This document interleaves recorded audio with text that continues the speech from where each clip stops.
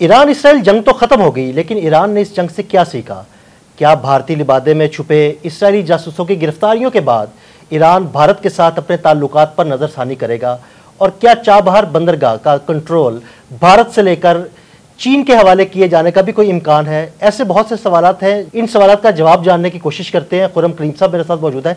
जी खुर्रम साहब, ये ऐसे बहुत से सवालात लोगों के जहनों में हैं, हमारे नाजरीन को बताइएगा कि क्या आगे क्या होने जा रहा है, ईरान और भारत के जो ताल्लुकात हैं वो किस तरफ जा रहे हैं? देखें, जो ईरान इसराइल जंग है, इसमें इंडिया का जो किरदार है वो बहुत उस पर क्वेश्चन मार्क्स लग गए हैं। इंडिया जो है उसके ईरान से बड़े करीबी ताल्लुकात थे और ईरान ने बहुत इन्वेस्ट किया इस रिलेशनशिप के अंदर। एंड इवन पाकिस्तान पे कॉम्प्रोमाइज़ किया। पाकिस्तान और ईरान के एक बड़े दरीना ताल्लुकात थे, उनकी वो ख़तरे में डाल लिए इंडिया को अकोमोडेट करने के लिए, क्योंकि इंडिया के अपने रीजनल इंटरेस्ट थे, ईरान के अपने रीजनल इंटरेस्ट हैं। तो वो तो हर मुल्क के अपने होते हैं मफादात, अपने मुल्क के मफादात जो है सबसे पहले होते हैं, फिर उसके बाद खित्ते की सूरत हाल को देखा जाता है, फिर आपके रिलेशनशिप दूसरे ममालिक के साथ। चूँकि हम एक बरादर इस्लामी मुल्क हैं तो वो एक एडिशनल हमारा एक रिलेशनशिप होता है कि बतौर इस्लामी मुल्क होने के हम वैसे भी दूसरे का ख्याल करते हैं। लेकिन इंडिया के मामले में ईरान की हमदर्दियाँ कुछ इंडिया की तरफ झुकाव ज़्यादा था पिछले कुछ अरसे के अंदर, और ये चाबहार का जो प्रोजेक्ट था वो उसी की एक निशानी थी कि इंडिया की तरफ ईरान का टेल ज़्यादा है। फिर यह कि पाकिस्तान पर जिस तरह से पिछले 2-3 साल के अंदर कुछ एक मिसाइल अटैक भी किया ईरान की जानिब से, और फिर वो बिल्कुल उसकी जो लैंग्वेज जो ईरानी वज़ीर ख़ारिजा ने उस हमले के बाद इस्तेमाल की, वो बिल्कुल वही लैंग्वेज थी जो 6 मई को जयशंकर साहब ने जो इस्तेमाल किया। अगर आप वो दोनों को निकालें तो बहुत सिमिलैरिटी आपको मिलेगी। तो ईरान ने इंडिया की दोस्ती में बहुत आगे चला गया। लेकिन अब ये जो सारा एपिसोड हुआ है, ये बड़ी क्लैरिटी, एक डिसल्यूजनमेंट हुई है ईरान के एंड पे कि ईरान को पता चल गया कि कौन असल में उसका दोस्त है। देखिए, पाकिस्तान अपनी जगह शाकी था ईरान के रवैये से, ईरान ने उसको मुश्किलात में डाला। अफगानिस्तान के ताल्लुकात सियासत को देखा जाए तो ईरान का इंटरेस्ट पाकिस्तान से बिल्कुल उलट था और ईरान ने पूरा वजन शुमारी इत्तेहाद के पलड़े में डाला। इसके अलावा जो इंडिया वाले मामले में जिस तरह मैंने से आपको तफसील से बताया कि उसका अपना इंटरेस्ट था। फिर बहुत सारे मामला, जैसे सऊदी अरब पाकिस्तान का बहुत करीबी ताल्लुकात है, अरब ममालिक से पाकिस्तान के बहुत करीबी ताल्लुकात है, लेकिन ईरान का उनसे कॉन्फ्लिक्ट था मुस्तकिल। तो पाकिस्तान और ईरान के जो इंटरेस्ट है वो क्लैश कर रहे थे। लेकिन इसके बावजूद जब इसराइल का मामला आया तो पाकिस्तान ने बिल्कुल क्लैरिटी के साथ पूरा वजन ईरान के पलड़े में डाला। हालांकि पाकिस्तान की अमेरिका के साथ स्ट्रेटेजिक पार्टनरशिप चल रही है और अमेरिका मुस्तकिल पाकिस्तान पर दबाव रखता है। पाकिस्तान दहशतगर्दी की जंग के नाम पर पाकिस्तान को मुस्तकिल दबाव में रखा जाता है, बहाने से दबाव में रखा जाता है। इवन अगर आप देखें तो 6-8 महीने पहले ईरान ने अमेरिका ने बहाने से पाकिस्तान के मिसाइल जो प्रोग्राम था उस पर भी क्वेश्चन मार्क लगा दिए कि पाबंदियां भी लगाई गई, कुछ कंपनियों पाबंदियां लगा दी। लेकिन इसके बावजूद ने पाकिस्तान ने बड़ी क्लैरिटी के साथ ईरान की तरफ अपना बोझ डाला, सलामती कौंसिल में मामले को उठाया। इसके अलावा खित्ते में अमन के लिए पाकिस्तान ने तमाम इस्लामी ममालिक से भी रब्ता किया, अरब ममालिक को भी एतमाद में लिया और अपना एक रोल प्ले किया। और इस रोल को पाकिस्तान के डोनाल्ड ट्रंप ने भी एक्नॉलेज किया कि उसने बुलाया फील्ड मार्शल को और उनसे बात की।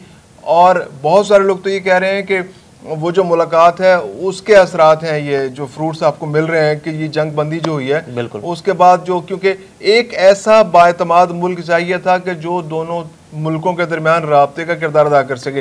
तो इस वक्त अल्लाह का शुक्र है कि पाकिस्तान एक ऐसा मुल्क है, और ख़ास तौर पर 10 मई के बाद जो पाकिस्तान का एक नया पाकिस्तान इमर्ज हुआ है, दुनिया के सामने आया है, ये एक ऐसा मुल्क है कि जिसके रूस के साथ भी बेहतरीन ताल्लुकात है। अब हम उनके साथ नए एग्रीमेंट्स में जा रहे हैं। चाइना और पाकिस्तान के दरमियान से तो कहते हैं ना पंजाबी में हवानी बीच में से गुजर सकती है माशाल्लाह। और अमेरिका ने इंडिया के बराबर अब पाकिस्तान को इंपॉर्टेंस देनी शुरू कर दी। उसने एक्नॉलेज किया कि नहीं, हमने बिला वजह सारा बोझ इंडिया के पलड़े में डाल दिया था, पाकिस्तान भी उतना ही इंपॉर्टेंट है और इंडिया को बहुत तकलीफ है इस पर। बिल्कुल। अच्छा, ईरान का मामला भी ये था कि ईरान पाकिस्तान से खिंचा चला रहा था, उसके अपने इंटरेस्ट थे, वो हमसे दूर हो रहा था। लेकिन अब जिस तरह से पाकिस्तान ने ईरान के पलड़े में अपना वजन डाला तो तशक्कुर पाकिस्तान के नारे ईरान के पार्लियामेंट में लेके, तो ये एक्नॉलेजमेंट है उनके मैसेज की जानिब से। एक होता है कि लीड जो होती है वो तो अपना इंटरेस्ट लेके चल रही होती है, लेकिन पार्लियामेंट में जब आप आते हैं तो आपको फिर मैसेज का रद्द अमल पता चलता है, राय पता चलती है। तो मैसेज की राय जो थी वहाँ पर यह थी कि पाकिस्तान एक ऐसा मुल्क है जिसने अपना पूरे का पूरा बोझ, अरब ममालिक ने भी अमन के लिए बात की लेकिन पाकिस्तान ने अपना बोझ ईरान के पलड़े में डाला। तो ये एक ऐसी पाकिस्तान के पास पोजीशन थी कि पाकिस्तान, ईरान और अमेरिका दोनों का एतमाद पाकिस्तान के पास था।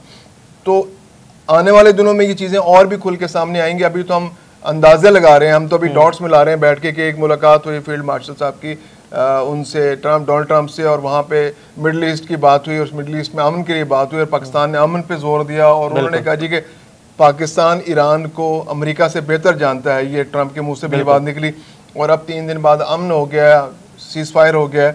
तो पाकिस्तान का रोल मुझे लगता है कि इसमें बहुत अहम रोल, और general Asim, field marshal Asim Munir साहब। बिल्कुल। अच्छा खुर्रम साहब, अब आप आगे जो चाबहार बंदरगाह है उसका मुस्तकबिल क्या देखते हैं? क्या उसका कंट्रोल भारत से लेकर चीन के हवाले किया जा सकता है? देखें, जब आप बहुत बड़े इन्वेस्टमेंट्स हो रही होती हैं तो फिर सबके स्टेक्स होते हैं। जब लोग इन्वेस्ट करते हैं तो फिर ये होता है कि उसको फिर आलमी जो इदारे होते हैं वो भी उसकी गारंटीर बन जाते हैं ना। तो आप इस तरह से नहीं कर सकते कि आप एक एग्रीमेंट के अंदर चले गए, उस एग्रीमेंट के अंदर से फिर आप अचानक विड्रॉ कर जाएं, तो फिर बहुत सारे अरबों खरबों रुपए लोगों के लगे होते हैं। तो वो तो सूरत मुझे मुश्किल लगती है कि मुआहदा लेके, हाँ ये हो सकता था कि ईरान ने अपनी एक बंदरगाह बनाई, पूरी की पूरी इस्टेब्लिश हो गई और उसके ऑपरेशंस इंडिया के पास थे। तो ऐसी कोई सूरत होती तो वो मुमकिन था कि उससे ऑपरेशंस कि जी हम आपसे एग्रीमेंट, क्योंकि ऐसी क्लॉजेज रखी जाती हैं उस वक्त जिस मुल्क की बंदरगाह होती है तो वो अपनी गुंजाइश के लिए कुछ ना कुछ ऐसी सूरत रखता है, अगर किसी मुल्क की इन्वेस्टमेंट उसके अंदर नहीं है, कि जी हम ऑपरेशंस किसी वक्त ख़त्म करके किसी और कंपनी को भी दे सकते हैं, हमारे पास इख्तियार है। लेकिन मुझे लगता है कि ऐसा मामला नहीं है। तो चाबहार में दोनों की इन्वेस्टमेंट है, इंडिया की भी इन्वेस्टमेंट है, उसको डेवलप करने में इंडिया का भी किरदार है, उसके स्टेक्स हैं उसके अंदर।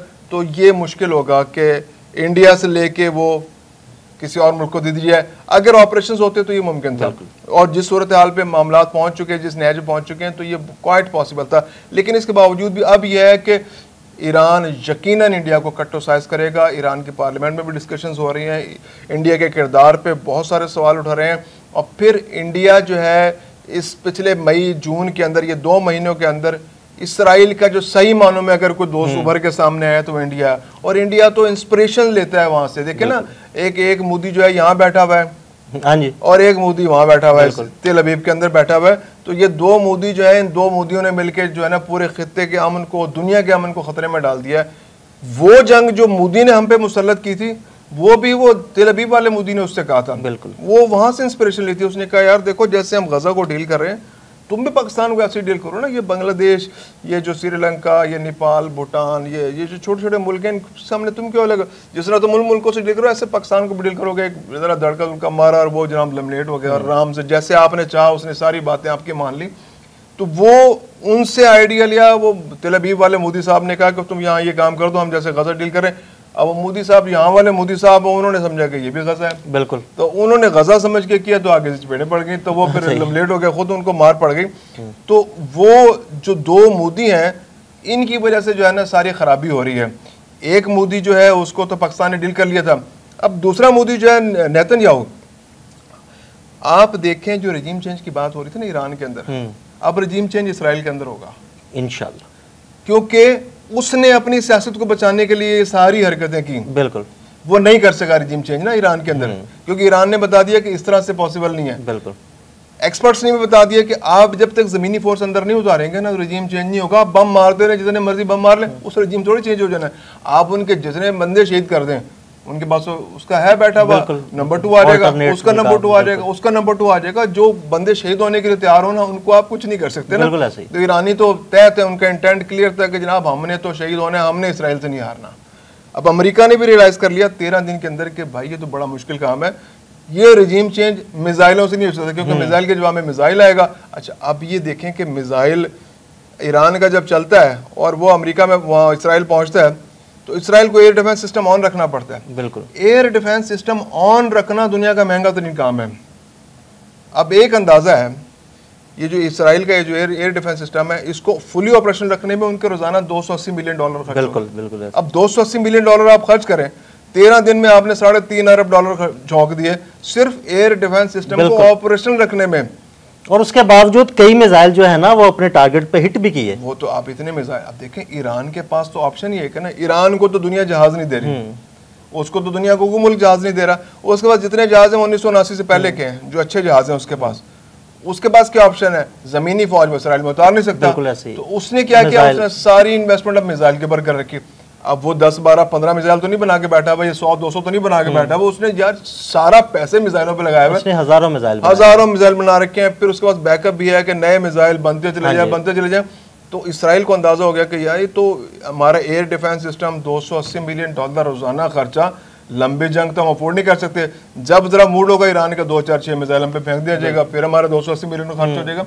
तो ये महंगा शौक है। एक्साइटमेंट तो है, आप इलेक्शन जीतने के लिए सारा माहौल तो बना सकते हैं, लेकिन इसके लिए इसराइल की इकोनॉमी बैठ जाएगी। आप ये देखें, पाकिस्तानी रुपयों में 10 खरब रुपए 13 दिन में सिर्फ एयर डिफेंस सिस्टम को ऑपरेशन रखने में डुबो दिए नेतन्याहू ने। तो इसराइली पूछेंगे ना, उनकी पार्लियामेंट पूछेगी कि भाई आपने ये जो काम कर रहे थे ये क्यों किया, आपने किस तरह किया, ये प्रेशर्स आएंगे। अब फेस सेविंग उन्होंने कर लिया अमेरिका से, उन्होंने कहा जी हमसे तो वो फर्दो पे और वो जो इस्फान पे और वो जो नेतन्स पे हमसे तो अच्छे अटैक नहीं, तो आप ज़रा B-52 भेजें, ज़रा वहाँ पे 2-4 मिसाइल और मार दें और वो जो बम गिरा दें ताकि तबाह हो ना हो। हम कह देंगे आप भी, हम ना एक दूसरे की गवाही दे देंगे ना, आप कहना जी उसने हाँ जी तबाह हो गया, हम भी कह देंगे तबाह हो गया, वो बम रखे थे हमने सारा उड़ा दिया जी, 2 झूठे मिलकर दे देंगे गवाही, तो वो काम चल जाएगा, तो फिर हमें जरूरत नहीं रहेगी। तो फेस सेविंग हो गई उनकी, ईरान ने भी फेस सेविंग, ईरान की भी फेस सेविंग हो गई। लेकिन ईरान का बहरहाल ये सॉलिड है कि अमेरिका रजीम चेंज के लिए आया था, इसराइल रजीम चेंज के लिए आया था, वो नहीं हो सकता। कुर्बानियाँ अपनी जगह मौजूद है, लेकिन रजीम चेंज हुआ तो फतह बहरहाल ईरान की है। बहुत शुक्रिया जी, बिल्कुल फतह बहरहाल ईरान की है और आगे ईरान और भारत के ताल्लुकात पर भी नज़रसानी हो सकती है। अदील अहमद और खुरम कलीम साहब को इजाज़त दीजिएगा। अल्लाह हाफ़िज़।